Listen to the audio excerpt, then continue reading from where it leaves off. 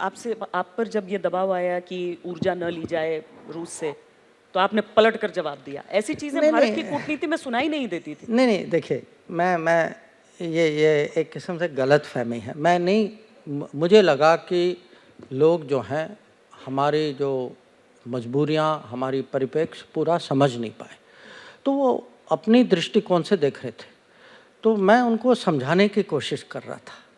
तो आप उसको इस तरीके से देखिए कि ये पूरा जो है ये समझाने की एक प्रयास थी। अब पर दबंगई दिखी आपकी। कभी कभी समझाने में तो थोड़ा जोर लगाना तो होता है। जब मानवाधिकार का पाठ पढ़ाने की कोशिश कोई देश करता है, तब भी तो आपने पलटकर जवाब ही दिया या सिर्फ समझा रहे थे? नहीं नहीं, वो अलग बात थी। वो अलग बात थी, वो अलग बात थी, क्योंकि मुझे नहीं लगता कि किसी और देश का हक है कि हमारे अंदरूनी बात पे टिप्पणी करना, पर अगर वो करे, क्योंकि ये जैसे मैंने कहा ये ग्लोबलाइज दुनिया है। इस ग्लोबलाइज दुनिया में हम नहीं कह सकते ये आपका विषय ये नहीं है।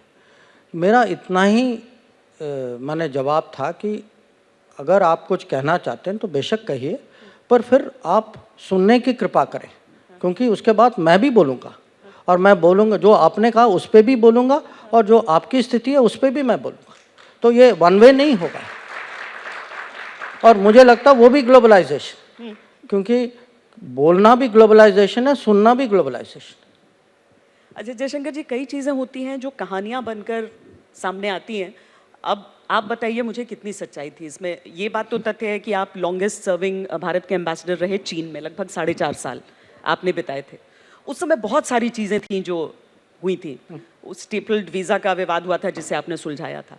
वो कहते थे कि भाई अरुणाचल और अक्साई चिन, आपने कहा कि भाई वीज़ा चाहिए तो मैं छाप कर ही दूंगा पूरी तस्वीर भारत के नक्शे की। 2013 जहाँ से डेप्सांग प्लेटू का पूरा विवाद शुरू हुआ था, क्या सचमुच में आपने उस समय कह दिया था कि प्रीमियर को आना है, पहले सेना पीछे हो जाए? देखिए, ये पब्लिक में कहना उचित नहीं होगा। जवाब मिल गया है सबको। पर क्या हर देश के हिसाब से, मतलब हर देश को डील करने की एक अलग तरीका है, और उसमें सॉफ्टली नहीं होती है डिप्लोमेसी? हाँ बिल्कुल होती है। बहुत नहीं, वो देश पे भी डिपेंड करता है, सिचुएशन पे भी होता है। देखिए, डिप्लोमेसी जो है एक किस्म से बहुत, मैं क्या कहूँ, बहुत डायनेमिक होती है कि आप माने सिचुएशन देखते हैं, मैदान देखते हैं, प्लेयर को देखते हैं, अपना हित देखते हैं, तो उसके हिसाब से जो आप कहते हैं, किस तरीके से कहते हैं, क्या शब्द का प्रयोग होता है, आप कठोरता से कहते हैं या प्यार से समझाते हैं, ये डिपेंड करता है। ये मैं आपको नहीं कह सकता कि इस देश के साथ ऐसा ही होता है, वो बदलता रहता है। पर चीन को अगर हम देखें, क्या वो आज हमारी ताकत समझ रहा है? क्या हम बराबरी पर बातचीत कर रहे हैं? क्योंकि बहुत मुश्किल समय निकला है, कोविड से लेकर उसके बाद गलवान का समय, जो कि अभी भी गतिरोध है। देखिए, किसी भी जब ऐसी चुनौतियां आती हैं जैसे चीन के साथ हुई 2020 में, बात करना तो बात की बात है। अगर आपको माने उसी स्तर पे उनके साथ कुछ भी बात करें, या मैं कहूँगा आपका जो मैसेजिंग भी है, सबसे पहले आपको ग्राउंड में कुछ करना होगा। और सबसे बड़ी बात मुझे लगा कि उस समय कि हमने फौज को जो है कोविड के बावजूद, क्योंकि आप याद रखिए ये मई जून जुलाई में, मई जून में हुआ था, उस समय लॉकडाउन, देश में लॉकडाउन भी था। कोविड के बावजूद जो है हम लोग जो हैं फौज को इतनी भारी मात्रा में, इतनी कठिन बॉर्डर में, जहां आप जानते हैं कि 10,000 फुट से 20,000 फुट तक, और जहां इतनी ठंड भी है, जहां लॉजिस्टिक्स, वहाँ की इंफ्रास्ट्रक्चर भी बहुत कमज़ोर है, कि हम पूरे आर्मी को डिप्लॉय कर पाए। तो जो डिप्लोमेसी जो है एक किस्म से, जब तक अगर ग्राउंड सिचुएशन आपके पक्ष में जाए तो आपकी डिप्लोमेसी और मजबूत होती।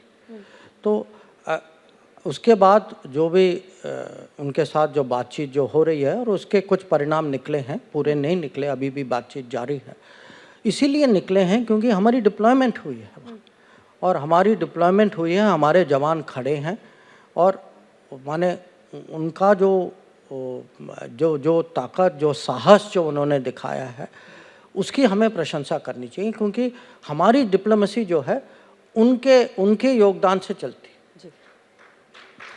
पर चाइना 60s या 70s में जिस तरह से हमसे बात करता था, वो आज के भारत की ताकत समझ के बात कर रहा है? आज वो हमारी ताकत समझ रहा है, न सिर्फ सैन्य बल्कि एक देश के तौर पर हमारा रुतबा?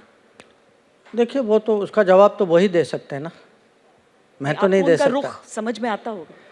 नहीं, हम अपनी तरफ से तो बिल्कुल कोशिश कर रहे हैं कि जो हमारी जो आपस की जो बात हो वो एक किस्म से इक्वल लेवल, एक ही स्तर पर हो।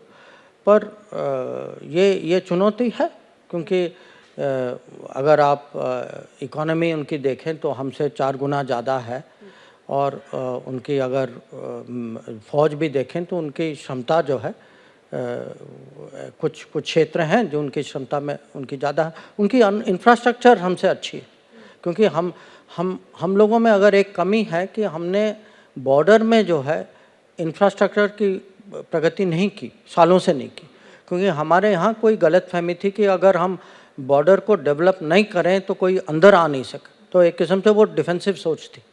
तो अभी जो है पिछले 8 साल से मोदी सरकार में इंफ्रास्ट्रक्चर के डेवलपमेंट पे बहुत बल दिया जा रहा है और इसका एक किस्म से मैं कहूँगा कि हमें बेनिफिट जो है 2020 में मिला कि जिस तेज़ी से हम डिप्लॉय कर पाए वो अगर 5 साल या 10 साल पहले होता हम नहीं कर पाते।